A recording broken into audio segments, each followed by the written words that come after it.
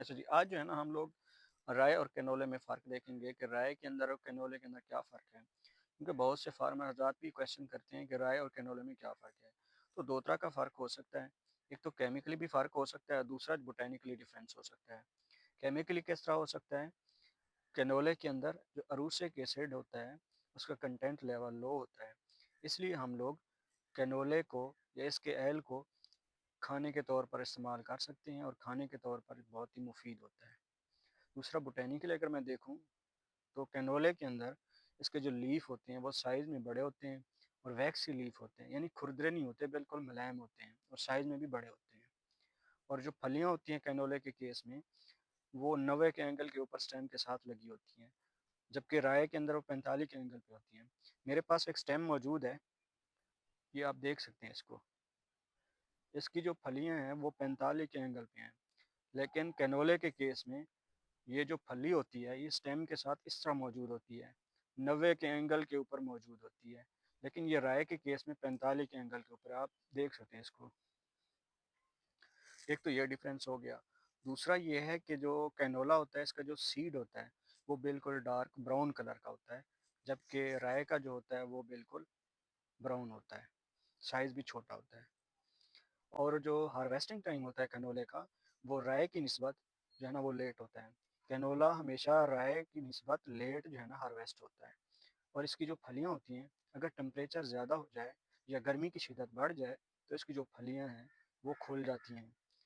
Plant के ऊपर फली मौजूद होती है, हार्वेस्टिंग से कुछ दिन पहले जब फली पकी हुई होती है, फुल मैच्योर हो चुकी होती है, उस वक्त वो खुल जाती हैं, जिसकी वजह से हमारी जो कैनोले की फसल है उसका लॉस ज़्यादा होता है बानिस्बत राय के। उसके बाद अगर मैं राय की बात करूँ तो राय के अंदर जो अरूसिक एसिड का कंटेंट लेवल होता है वो हाई होता है, इसलिए हम लोग इसको खाने के तौर पर बहुत कम इस्तेमाल करते हैं, क्योंकि जो अरूसिक एसिड होता है वो हमारे हार्ट के मसल के लिए बहुत नुकसानदेह होता है। उसके बाद देन मैं इसका बोटेनिकली अगर देखूँ तो राय के अंदर जो इसके लीफ होते हैं वो कैनोले की निस्बत छोटे होते हैं साइज़ में और थोड़े से लंबूतरे होते हैं, ठीक है, और हैरी होते हैं, खुरदरे होते हैं बिल्कुल, कांटों की तरह ऊपर जो है ना छोटे-छोटे बाल होते हैं राय के अंदर। और राय में जो फलियाँ होती हैं वो स्टेम के ऊपर 45 के एंगल पे होती हैं, जैसा कि मैंने आपको दिखा भी दिया है, आप देख सकते हैं इसको। ये देखें 45 के एंगल के ऊपर फली लगी हुई है स्टेम के साथ। कन्फ्यूज़ हो जाते हैं कि पता नहीं कौन-सा राया है और कौन-सा जो है ना वो कैनोला है। बस ये 3-4 बेसिक डिफरेंस हैं, जिसको आप लोग माइंड में रख के डिफरेंशिएट कर सकते हैं कि कौन-सा कैनोला है और कौन-सा राया है।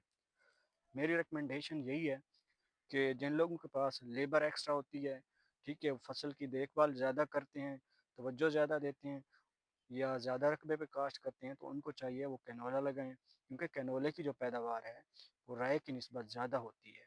इसलिए आप कैनोला लगाएँ, वरना आप अगर फसल की देखभाल टाइम पे नहीं कर सकते, कुछ लोग होते हैं, ठीक है, 3-3 4-4 फसलें लगाई होती हैं, और टाइम जो है ना उनके पास बिल्कुल नहीं होता, कभी किसी फसल को देख लिया, कभी कहाँ चले गए, तो उनको चाहिए कि वो राया भी लगाएँ, साथ में थोड़ा-सा कैनोला भी लगा दें, ताकि अगर एक फसल की पैदावार कम हो, तो दूसरी फसल की पैदावार जो है ना, वो अज़ाला कर सके। शुक्रिया।